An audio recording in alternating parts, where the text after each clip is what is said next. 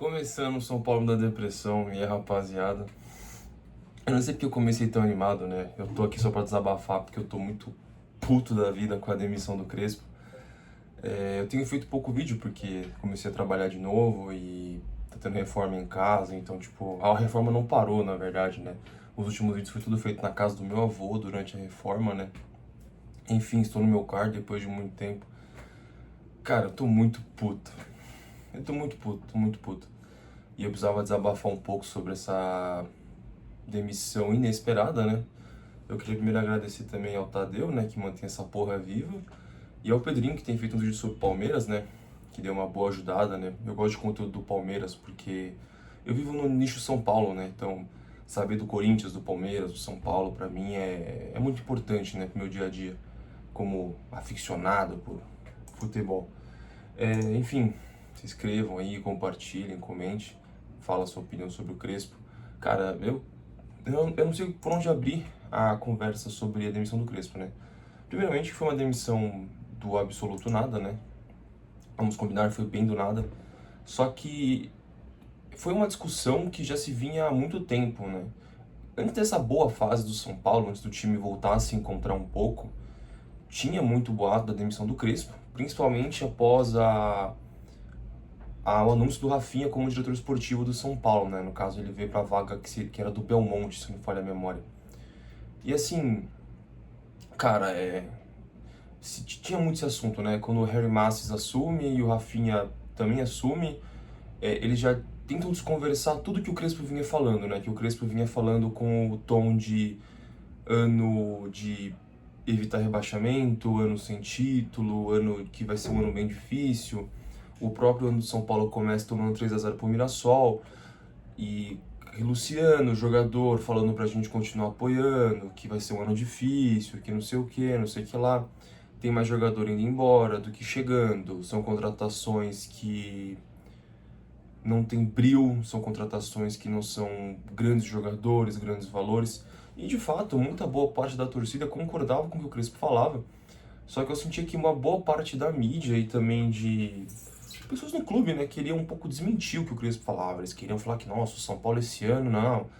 Sabe? Então, uma boa parte dessa mídia vendida do São Paulo, né, que não fala propriamente o que se deve falar, já também falava do Crespo em tom de demissão, em tom contraditório ao Crespo. Isso me incomodava, porque, sendo bem honesto, não querendo puxar saco do Crespo, porque o Crespo é meu técnico favorito de São Paulo dos últimos trocentos anos.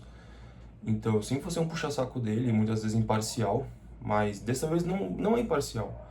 Era o que a gente via, né? Ia ser mais um ano sem brilho, ia ser um ano difícil, ia ser um ano talvez de mais lesões, né? Só que aí a coisa anda, né? A coisa anda, né? Tipo, o São Paulo engata uma boa sequência, o São Paulo, os reforços do São Paulo, tirando Dória e Carlos Coronel, né? Que um é goleiro e o outro é o Dória, né? Não vamos entrar no assunto Dória. As contratações vão bem, aí cara, é incrível, né? Como tem que saber manusear. Dentre todas essas questões, o caso do Alisson, o Belmonte mandado embora, o Júlio Casares renuncia, entra presidente novo, entra diretor novo, aí aquele ruim bosta lá começa a falar um monte de baboseira pra mídia, né? E por aí vai. Mas, de novo, parece do nada, mas não é do nada. A gente vê desde o começo da, entre aspas, nova gestão do São Paulo que tudo se contradizia com o Crespo. Então, assim que eu abri o meu celular e vi, né, primeiro que eu tava trabalhando e eu tava com o smartwatch e ele tava pitando que nem um maluco, o Fernando e o Igor mandando mensagem no grupo sobre São Paulo, sobre a demissão do Crespo.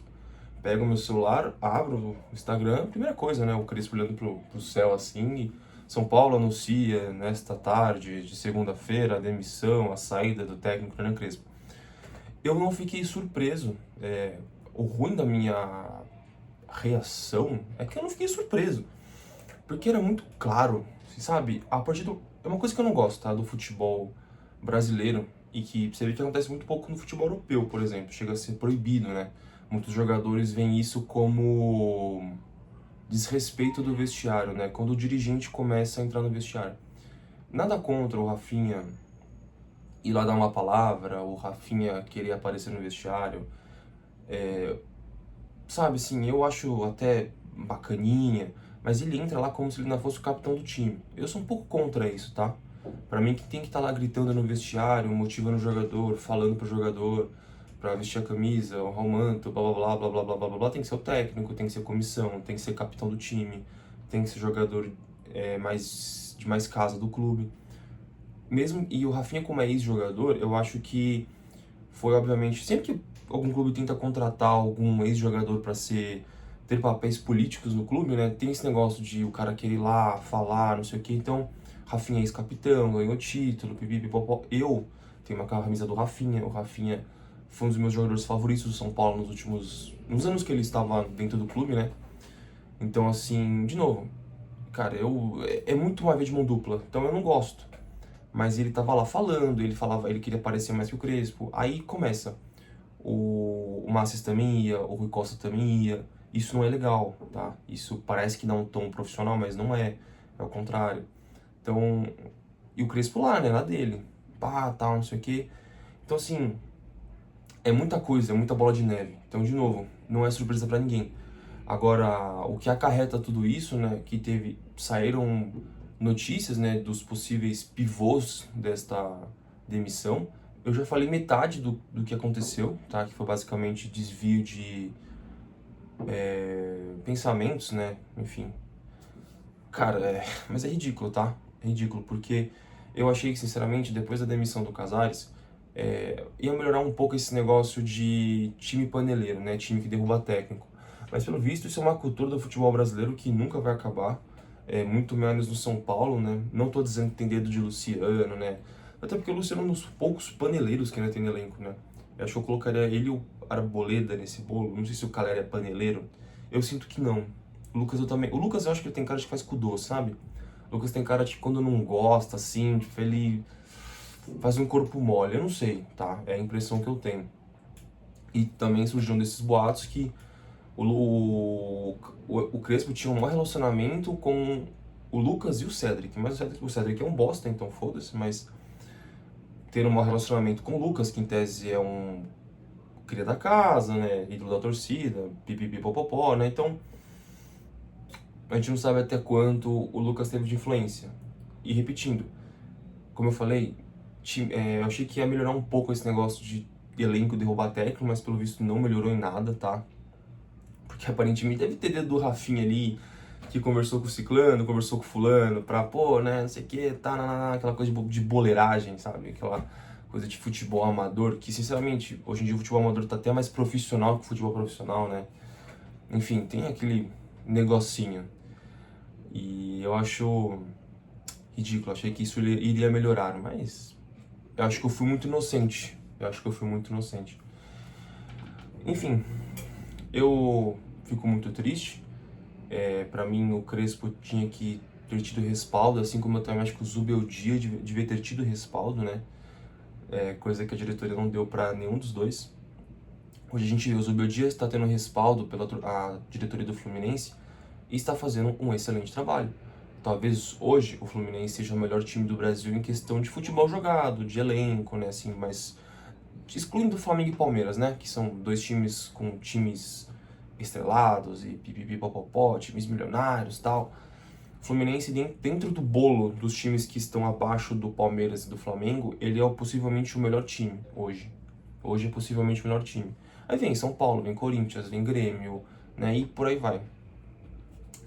Agora eu vou ler uma matéria na ESPN, né, que ela reuniu aqui os possíveis outros pontos, né, que vieram a acarretar a demissão do Crespo, tá?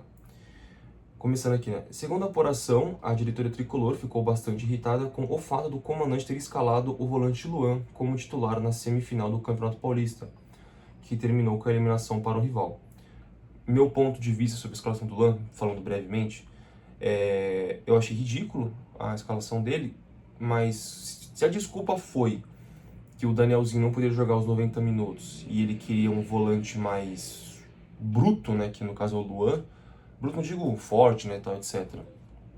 É compreensível, mas eu acho que agora, acho compreensível se for esse o ponto, mas eu acho que ele errou em toda a escalação. todo o futebol proposto para a semifinal para mim estava errado. Para mim não era nem para ter Danielzinho e nem para ter Luan, era para ter o Cauli. Mas enfim, não vou falar da parte tática do jogo, o jogo já passou. Mas falando brevemente sobre esse assunto, tem dois lados. Tem um lado que se o Danielzinho não pode jogar 90 minutos, ele pôs o Luan porque ele queria um cara com as qualidades do Luan. Se for isso, ok. Se não for isso, cara, ridículo, tá? Ridículo. O sentimento interno, voltando para a matéria, né? O sentimento interno é que o Crespo apostou numa questão de coincidência, falando sobre o Paulistão de 21 com relação ao jogo do Palmeiras. Voltando para a matéria, além disso, a entrada do centroavante André Silva no segundo tempo não foi bem digerida pela alta cúpula e nem pelos jogadores. Fontes da ESPN afirmam que os atacantes Ferreirinha e Tapia ficaram muito irritados no banco, já que atuaram o campeonato inteiro e na hora mais importante foram preteridos por um atleta que não atuava há 8 meses. Um fato ocorrido na saída da Arena Barueri após o jogo também irritou a diretoria no ônibus, enquanto atletas e cartolas lamentavam a eliminação. Crespo e seus auxiliares foram ouvidos comentando a rodada do Campeonato Argentino. Falando sobre o André Silva, concordo, eu achei ridículo. Pra mim era pra ter entrado o Tapia, tá? O Tapia, não o Ferreirinha. O Ferreirinha, pra mim, foi o que o Barolo falou e deu uma viralizada. O Ferreirinha é burro. O Ferreirinha ele compra um cachorro, adota, cuida, dá remédio, para no dia seguinte tacar pela janela porque ele é uma anta. Mas concordo, era pra o Tapia entrar e não o André Silva. Mas é aquilo, cara, quando você tem o técnico, em tese, ele é o cara que vai fazer o time jogar. Então a diretoria tem que confiar no cara. Se a diretoria não confia no cara, né? Então, assim, ele pode ter escolhido o André Silva por algum motivo. Talvez tenha sido um péssimo motivo, errou, mas faz parte, é futebol, erro e acerto. Se o técnico que escala a tática e o esquema preferir os caras tem que respeitar, não tem o que fazer. Ele pode estar errado, mas lá dentro tem que respeitar, o jogador não pode fazer birra. Mas ele tá errado, tá? Só pra concluir. Enfim, esse negócio do cara tá comentando o campeonato argentino com os brothers depois do jogo. Cara, qual que é o problema? O cara é argentino. O cara é revelado pelo River Plate. Você acha que ele não vai querer saber como é que tá a rodada do Argentinão? Eu só acho que caiu num momento ruim porque ele foi pretendido pelo River Plate, né? Tipo, foi sondado. E a gente acabou de ter sido eliminado. Foi um momento horrível? Foi um momento horrível pra ele ficar trocando ideia com os amigos dele. Mas, tipo, cara, isso não pode ser nunca um motivo de demissão ou burburinho, tá? E, além disso, o treinador decretou 3 dias e meio de folga ao elenco, e na noite do próprio domingo, dia do Choque Rei, viajou à Argentina. A impressão deixada na alta cúpula é que a passagem já havia sido comprada com antecedência, com o treinador mostrando pouca confiança em uma classificação contra o Palmeiras. Tá. Gente, o único motivo da gente estar super hypado pra passar pra final do Palmeiras é que a gente tava numa sequência muito boa. Mas era uma sequência assim, né? Da gente ganhando tudo por um gol de diferença e com o time, tipo, errando gol pra caramba. A gente nunca entrou como favorito. Então, de novo, assim, pegou mal, pegou mal. Pode ser eu querendo passar pano pro Crespo, pode ser eu querendo passar pano pro Crespo. Posso ser hipócrita e querer falar baboseira. Mas, tipo, cara, eu não sei, tá? Tem muito jogador que faz isso, tem muito técnico que faz isso. É que casou num péssimo momento e também o cara tá muito mal com a diretoria. Super folga irritou a diretoria. De acordo com a apuração, a diretoria São Paulina considerou absurda a folga de 3 dias e meio dada por Crespo e sua comissão dos jogadores. Na segunda-feira, dia seguinte da eliminação, o executivo Rui Bosta e o gerente esportivo Rafinha foram ao centro da Barra Funda para conversar com todos, mas não encontraram ninguém da comissão. Já vários jogadores que teoricamente teriam folga até quinta foram na terça-feira ao centro de treinamento, mas só encontraram por lá o preparador físico da comissão de Crespo. Esses foram os principais fatores que foram enchendo o copo e causando irritação com o argentino. Mas a gota d'água acabou sendo mesmo a queda para o Palmeiras e a super folga. Sendo bem honesto, quando não tem folga reclama, quando tem folga reclama. E assim, o São Paulo depois do jogo do Palmeiras só voltaria a jogar dia 12. A gente tá desde... Cadê? A gente tá desde fevereiro. Em tese, eu acho que o último jogo foi dia 28, né, de fevereiro, foi um domingo. Ou foi dia 1º? Eu acho que foi dia 1º, o último jogo que o São Paulo disputou. E o São Paulo só voltaria a jogar dia 12. E tendo em vista que a gente tava numa baita bateria de jogos, de novo, eu não achei nada demais 3 dias e meio de folga. Tipo, eu achei sei lá, eu não sei. Eu não sei se sou eu quero passar muito pano. Se for, porra, podem me falar, podem me questionar. Eu acho que eu tô querendo passar muito pano pro Crespo, mas, pô, os caras só iam voltar a jogar depois de 12 dias, né? Vai ter, e logo em seguida do jogo, 3 dias de folga. Os caras iam ter ainda mais 9 dias pra treinar, né? Então, não sei. Internamente, a alta cúpula confiava na conquista do Paulistão neste início de ano, mas o sentimento que o Crespo e seus auxiliares trataram o torneio como mais um. Todo mundo treinou o torneio, todo mundo tratou o torneio como mais um, tirando os times do interior paulista. A gente não queria se desgastar no Paulistão. Eu não queria. Era unânime em todos os torcedores. A gente tem que priorizar ficar bem no Brasileirão para pegar uma vaga direta, tem que ganhar a Sul-Americana, tem Copa do Brasil. O Paulistão é o de menos, já se foi o tempo que ganhar o Paulistão foi o maior título do ano para um clube paulista. Já foi esse tempo. Eu não quero priorizar o Paulistão nunca quando começar um ano, porque eu não quero que tenha jogador estourado no começo do Paulistão. Mas, sim, tem que entrar pra ganhar, etc, pipipi, popopó, né?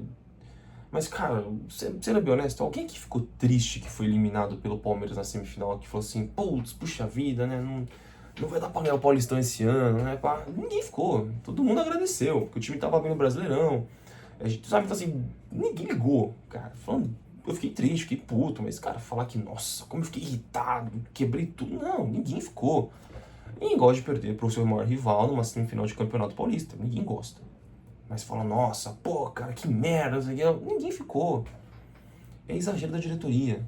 É querer achar que a gente tá no nível do Flamengo e do Palmeiras, que dá pra ganhar todos os títulos do ano. Não dá, não dá. Eu não quero estourar esse time limitado no Campeonato Paulista. Eu não quero. Eu não quero. Outros motivos. Ainda segundo fontes ouvidas pela ESPN, outros motivos menores também foram minando a relação do Crespo. Tá. Um deles aconteceu no último dia de janela de transferência, quando o técnico indicou à diretoria a contratação de um atleta argentino, descrevendo como oportunidade de mercado. Eu até lembro quem que era algum cara que jogava na MLS, que ele era um pontinha rápido aí. O treinador ainda ligou para a diretoria do São Paulo e insistiu bastante, mas a resposta foi que o clube não iria gastar dinheiro com um estrangeiro de pouco nome, visto como um possível Rigoni. Lembrando que a primeira passagem do Rigoni foi muito boa, então se for essa a situação, beleza, se não, lixo. E lembrando que quando o Rigoni chegou na segunda passagem, não foi porque o Crespo pediu. Mas assim, o Crespo também queria ficar insistindo que o time contratasse um cara, aí foi erro dele, porque a gente não contrata... De novo, isso que é foda. A diretoria queria confiar no título paulista, sendo que o São Paulo não contrata um jogador, pagando um jogador há 2 anos. Há 2 anos a gente não chega na porta de um clube. Vou pegar um clube pequeno, vamos supor. Que a gente vai no próprio Novo Horizontino, vai, Clube de Interior Paulista. Novo Horizontino, eu quero Ciclano. É 500 mil reais, os 500 mil reais. São Paulo não faz isso há 2 anos. Então não tem cabimento um time acreditar que vai ser campeão de algum título que seja, não comprando um jogador há 2 anos. Só na base do empréstimo, na base do Mercado Livre, Mercado Livre, ou do passe livre. Desculpa, né? É muita inocência. Além disso, o Crespo não deu treino antes da derrota para a Portuguesa, pois viajou para a Argentina antes do jogo do Paulistão. A diretoria não gostou nada, já que o resultado foi visto como preponderante para o fato do tricolor ter terminado no meio da tabela e ficando sem vantagem do mando nos mata-matas. Por fim, em relação ao comando... adiantar o que ter um mando nos mata-matas? O time quase vai jogar agora um monte de jogo fora, né? Porque ele não tem gramado. Por fim, o relacionamento do comandante com alguns nomes mais experientes do plantel, como Lucas Moura e Cedric, que não eram bons. Além disso, o treinador indicou à diretoria que não gostou das contratações do volante Danielzinho e do lateral Lucas Ramon. Ambos que foram 2 das principais apostas do tricolor para o ano. Até aí, coisa normal de clube de futebol, né? Não tem muito o que comentar sobre. É isso, gente. Eu acho que foi... A diretoria quis caçar ponto pra mandar o cara embora e deu no que deu. Eu acho ridículo, porque aparentemente boa parte do elenco até que comprava o que o Crespo vendia, mesmo tendo esses aí como o Danielzinho, ou como o Lucas, que deve ter queimado um pouquinho, Luciano, né, enfim. Fico muito triste, mas vida que segue. Eu sinceramente não pretendo ir ao estádio se for Roger Machado, o nosso técnico, eu não pretendo. Eu não pretendo ir no estádio se for Fernando Diniz, se for São Paulo, cara, eu real não tenho vontade nenhuma de pagar pra ir lá ver os caras, eu não tenho vontade nenhuma. O único jogo que eu pretendo ir no ano até então é agora dia 15 de março contra o Bragantino em Bragança, porque eu moro relativamente perto de Bragança. Então eu queria poder ver o jogo fora de casa, que é uma coisa rara, né, pra quem é de São Paulo. Eu queria citar aqui um pouquinho sobre o Cauli e o Lucas Ramon, que eu tinha já separado há muito tempo para gravar, mas eu não tive tempo. Vamos lá, a chegada de Lucas Ramon, antecipada ao São Paulo Futebol Clube, entra em acordo com o Mirassol após pressão de empresários. A SPFC não paga nada ao Mirassol pela liberação. Essa aqui já é uma coisa antiga. Então, até então ele não tinha atuado em 2026. O jogador deve chegar para ser titular e disputar a posição com o Mike, que vem como titular. Cedric pode perder espaço e pode ser negociado para liberar a folha.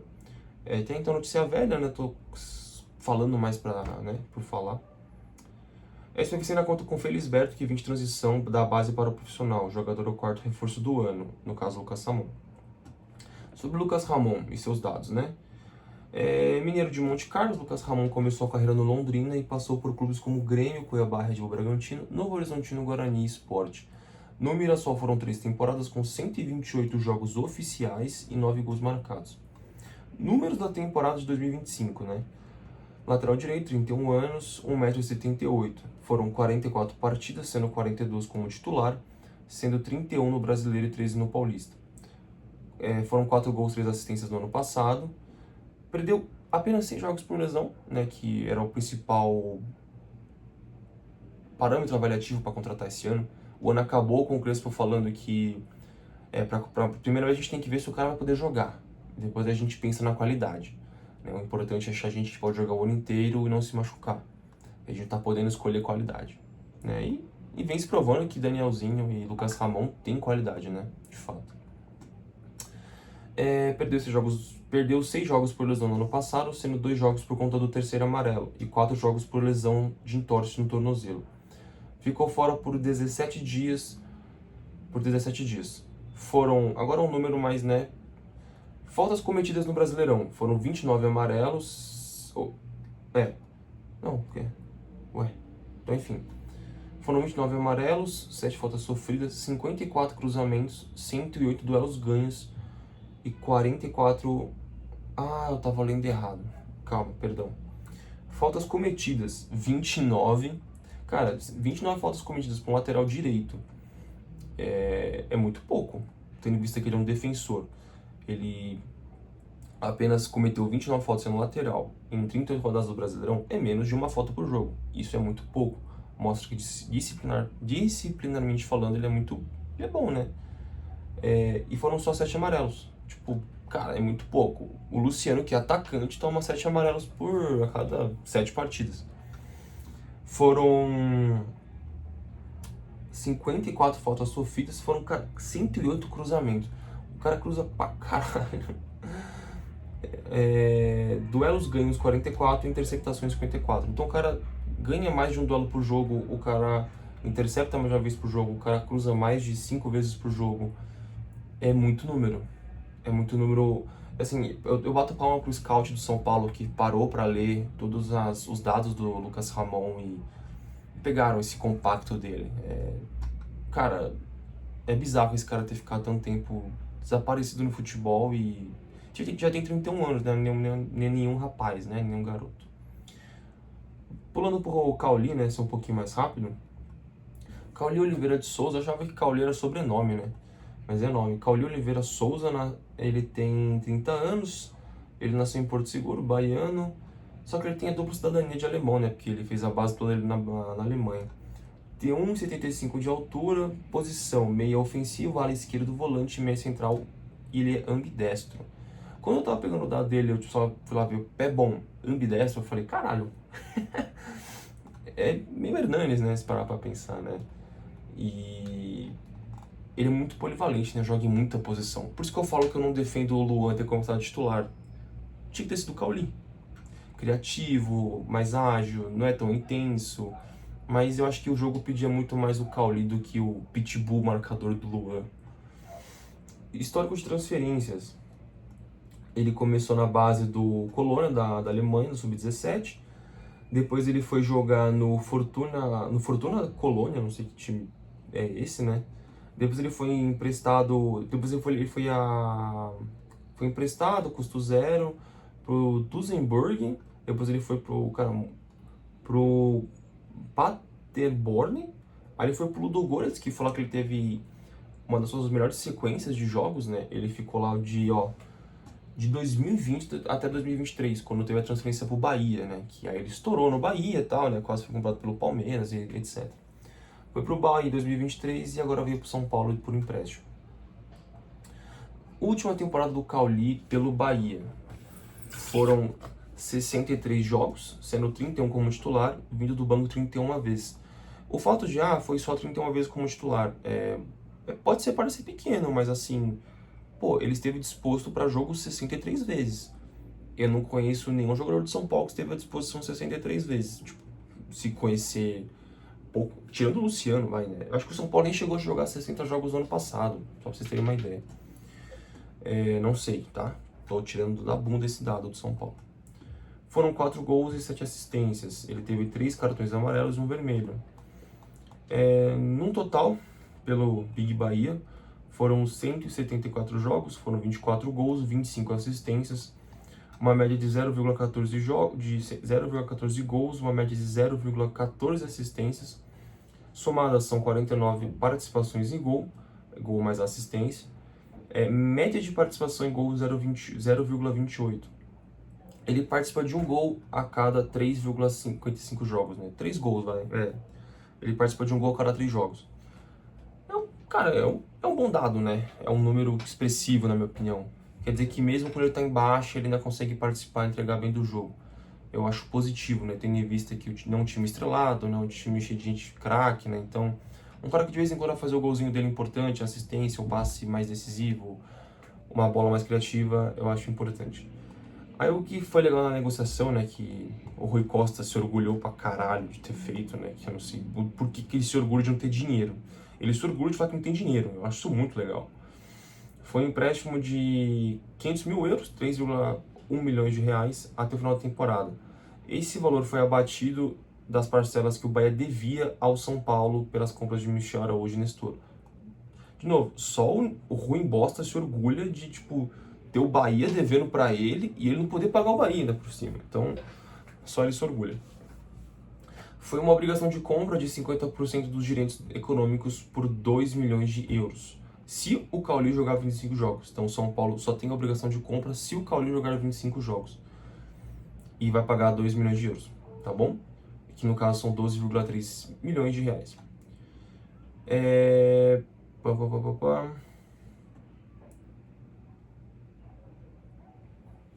Espera que eu dei travada aqui.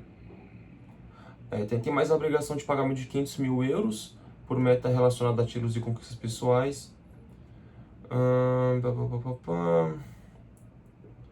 Tá, beleza. Tá, beleza. Enfim, é isso sobre o Cauli, tá? Eu não entendi o que eu escrevi ali, ficou confuso pra mim e faz tempo. O São Paulo joga agora dia 12/3, partida válida pela 5ª rodada do Brasileirão contra a Chapecoense no Canindé. Mas por que no Canindé? Porque o Morumbi tá interditado para show do AC/DC, né? Que a gente virou palco de show, a gente não é mais estádio. Na sequência vai ter o Bragantino fora de casa, né? Como eu tinha dito, dia 15/3 às 8h30. Também partida válida pelo Brasileirão, só que pela 6ª rodada. Dito tudo isso, eu falei muito rápido agora no final, porque tá dando meia hora de vídeo. Mas eu precisava muito desabafar sobre o Crespo. Eu queria tentar fazer um corte sobre o Cauli e sobre o Lucas Ramon. Rapaziada, muito obrigado a quem assistiu aí. Tamo junto. Cara, eu só não quero Roger Machado e Fernando Diniz no comando técnico do meu tricolor, tá bom? Apesar de isso, vamos São Paulo e tamo junto.